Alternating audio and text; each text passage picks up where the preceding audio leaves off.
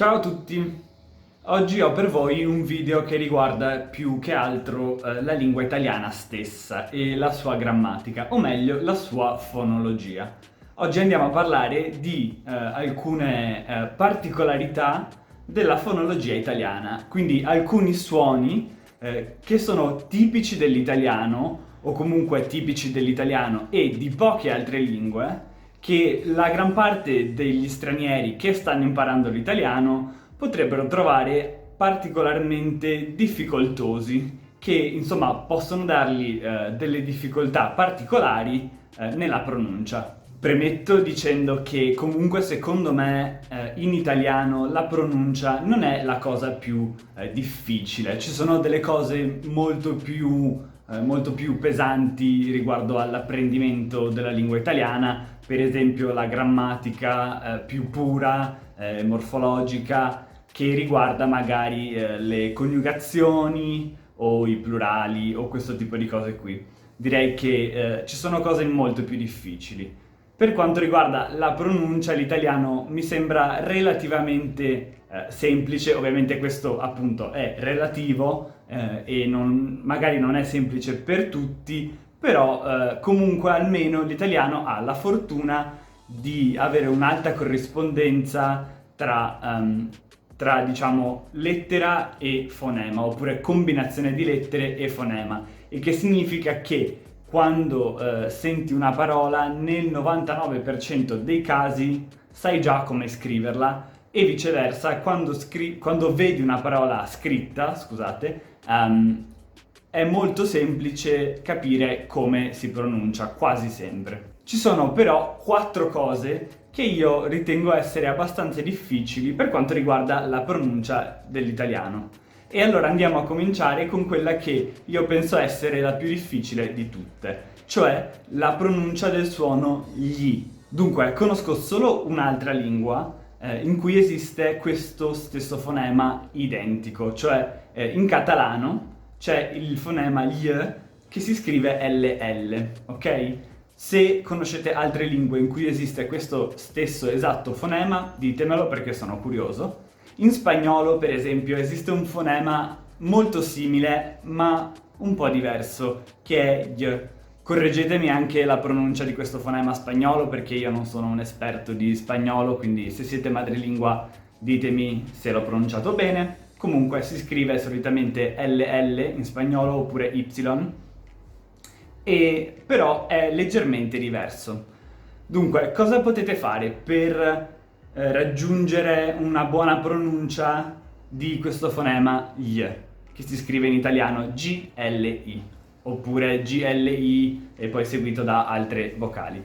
Quello che potete fare è partire dal fonema y, che è scritto diciamo come la Y in inglese, cioè la Y della parola yes, ok? Questo y. Partite da quello e poi toccate il vostro palato invece con la punta della lingua o comunque la parte frontale della lingua, in modo tale che l'aria non possa uscire dalla parte centrale del palato e che quindi esca per forza dai lati della bocca. E così da y passerete a y, ok? Spero di avervi semplificato un pochino la vita con questo consiglio. Se avete bisogno di altri consigli e se avete altre domande riguardo alla pronuncia di questo fonema, fatemele nei commenti. Poi c'è il suono gn, che si scrive gn. Questo suono è un pochino più comune, esiste tale e quale in spagnolo e si scrive n con la tilde sopra, che è quell'ondina, diciamo. Esiste in portoghese e si scrive nh. Esiste un suono molto simile anche in francese, in cui si scrive tra l'altro come in italiano gn, ma nel caso del francese è più simile a 2 fonemi separati, quindi più n seguito da y, gn, che gn. So che la differenza è molto sottile e forse se non siete madrelingua italiani, spagnoli o portoghesi non la sentirete, ma c'è una piccola differenza. Penso esista anche in catalano un suono molto simile, ma non sono sicuro di come si pronunci. Comunque, se volete un consiglio su come pronunciare questo fonema, quello che dovete fare è la stessa cosa che vi ho detto di fare per gli, ma invece che far uscire l'aria dai lati della bocca, la fate passare per il naso, ok? Quindi da gli passate a gn, ok? Per il naso, dovete sentire proprio il flusso d'aria che passa attraverso le vostre narici, diciamo. Il terzo fonema problematico in italiano è la lettera Z.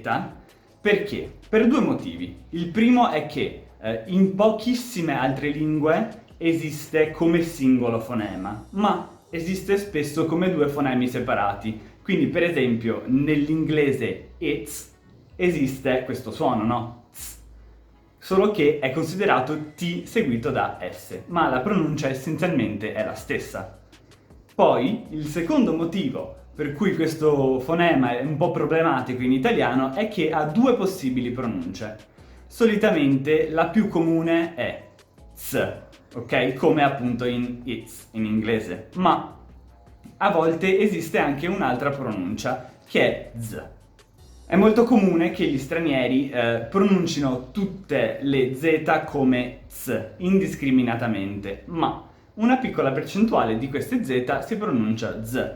Il problema qual è? È che non c'è un modo vero e proprio di sapere quando vanno pronunciate s e quando vanno pronunciate z. Ok? Sentite, un suono è sordo, s, quindi non c'è voce, non usate le corde vocali, l'altro è sonoro, z, quindi si usano le corde vocali. Se parole come mazzo, pezzo o azione o il mio stesso nome, Lorenzo, vanno pronunciate con la variante sorda, quindi ts, ci sono altre parole come per esempio mezzo oppure bazzecole che vanno pronunciate con la variante sonora, quindi z.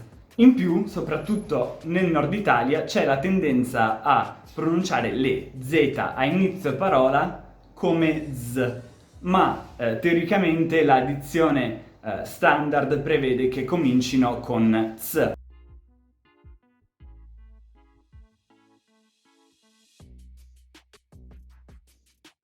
Infine, la quarta cosa difficile della fonologia italiana, secondo me, sono le doppie, ok?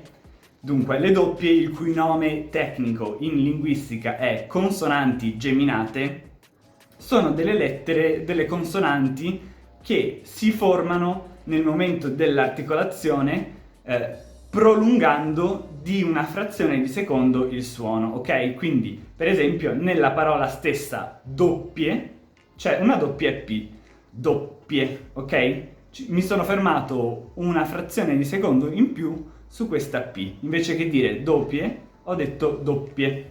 Inoltre le doppie possono anche influenzare il modo in cui vengono pronunciate le vocali che le precedono, quindi solitamente le vocali prima delle doppie sono un pochino più brevi, ma questa è una differenza abbastanza labile e che non è proprio così precisa, quindi. In ogni caso, per tanti stranieri la differenza tra una consonante singola e una consonante doppia è quasi impercettibile, il che rende molto molto difficile per tanti stranieri che stanno imparando l'italiano riprodurre anche questo suono, soprattutto in modo spontaneo e rapido in un discorso magari un pochino più naturale, no?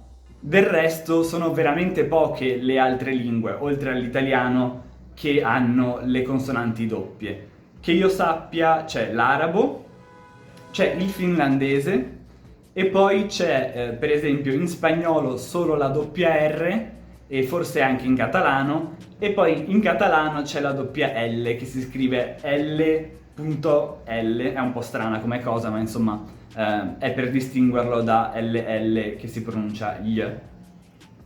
Ma oltre a queste non so se ci sono tante altre lingue che hanno delle doppie, per cui chiaramente non è un suono molto comune e di conseguenza per tanti stranieri è difficile sia da sentire sia da riprodurre. Bene, per il video di oggi è tutto, spero che vi sia piaciuto e che vi sia stato utile. Se avete altre domande per quanto riguarda la pronuncia di questi fonemi, fatemele nei commenti qua sotto e vi risponderò uno a uno. Ciao!